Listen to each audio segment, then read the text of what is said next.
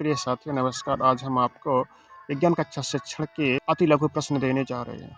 पहला प्रश्न, आयतन का मानक मात्रक क्या होता है? तो आयतन 3 इकाइयों से मिलकर के बना होता है। एक तो लंबाई, चौड़ाई और ऊंचाई।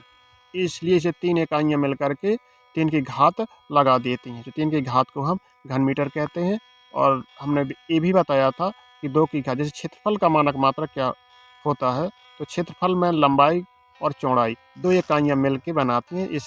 इसे वर्ग मीटर में इसे समय की अवधि का मापन किस प्रकार से किया जाता है? तो इसमें ये बताया गया है कि समय की अवधि का मापन, यानी समय को हम किन चीज़ों से मापते हैं। तो समय का मापन सेकंड, मिनट, घंटा, दिन, माह अथवा वर्ष में किया जाता है। लेकिन मानक मात्रक यदि पूछा जाए तो उसका सेकंड हो जाएगा। क्या हो जाएगा? सेकंड हो जाएगा। मानक मात्रक सेकंड होता है। बाकी इसे नापते यानी कि मापते हैं मिनट, घंटा, दिन, माह, वर्ष आदि में मापते हैं। क्षेत्रफल का मानक मात्रक क्या है? तो क्षेत्रफल 2 इकाइयों से मिलकर बना होता है। इसलिए इस पर 2 की घात लग जाती है, जिससे 2 की घात वर्ग कहते हैं इसे हम, जैसे वर्ग मीटर हो जाता है। स्वपोषी किन्हें कहते हैं? वे पेड़ पौधे जो अपना भोजन स्वयं बना लेते हैं और उन्हें हम स्वपोषी कहते हैं। पेड़ पौधों को हमेशा हम स्वपोषी ही कहते हैं। श्वसन का अर्थ क्या है? जब जीवधारी सांस द्वारा ऑक्सीजन गैस लेते हैं और अपने कार्बन डाइऑक्साइड गैस को छोड़ देते हैं, इस प्रक्रिया को हम श्वसन कहते हैं।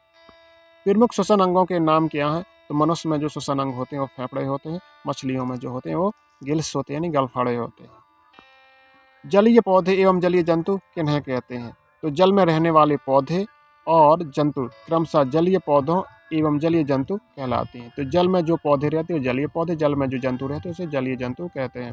अंकुरण के लिए क्या आवश्यक होता है? तो अंकुरण यानी कि बीजों को जमने के लिए, यानी अंकुरण करने के लिए हमें वायु भी आवश्यक रहती है, पानी भी, और एक उचित ताप भी आवश्यक रहता है। मृत्तिका किसे कहते हैं? तो मृत्तिका, पके हुए बर्तनों को मृत्तिका कहते हैं। जो बर्तन पक जाते हैं, पके हुए बर्तनों को हम मृत्तिका कहते हैं। मृत्तिका कहते हैं।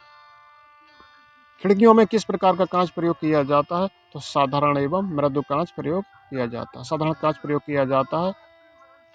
पुष्प के मुख्य 4 भागों के नाम लिखिए। तो पुष्प में निम्नलिखित भाग होते हैं: बाह्य दलपुंज, दलपुंज, पुमंग और जायांग। इंग्लिश में बोलते हैं कैलिक्स, करोला और एंड्रोसियम और गाइनोसियम। अब पूछा है गति का द्वितीय नियम क्या है? तो गति का प्रथम नियम तो हमने बता दिया था आपको पिछले वीडियो में। अब गति का द्वितीय नियम क्या है? तो गति का द्वितीय नियम में किसी वस्तु पर बाहर से लगाया गया बल को हम F से मापते हैं। उस वस्तु के द्रव्यमान, यानी द्रव्यमान को हम m से मापते हैं, तथा उस वस्तु के बल की दिशा में उत्पन्न त्वरण को हम a मापते हैं। गुणनफल के बराबर होता है। ये गति का द्वितीय नियम हो जाता है। तो वस्तु पर बाहर से लगाया गया बल F, उस वस्तु के द्रव्यमान m तथा उस वस्तु के बल की दिशा में उत्पन्न त्वरण a के गुणनफल के बराबर होता है। ये द्वितीय नियम हो जाता है। पारदर्शी तथा अपारदर्शी को स्पष्ट कीजिए। तो पारदर्शी नाम से ये जो आर पार दिखता हो, अपारदर्शी इसमें आर पार नहीं दिखता हो। तो ये पदार्थ इनके आर पार हम देख सकते हैं, उन्हें पारदर्शी कहते हैं। उनका यह गुण पारदर्शिता कहलाता है, जैसे पानी और कांच आदि। वे पदार्थ जिन्हें हम आर पार नहीं देख पाते उन्हें अपारदर्शी कहते हैं। उनका यह गुण अपारदर्शिता कहलाता है, जैसे वायु।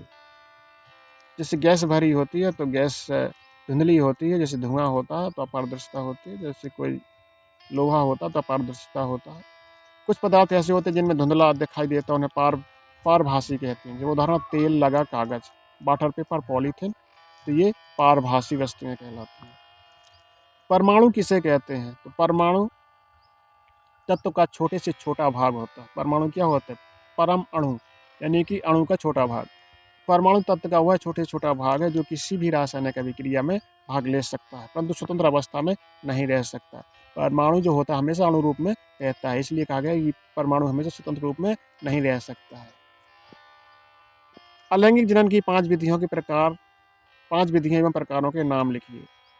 तो अलैंगिक जनन की जो विधि होती है वो विखंडन होता है। विखंडन जब कोई कोशिका 2 भागों में टूट जाती है तो उसे विखंडन कहते हैं।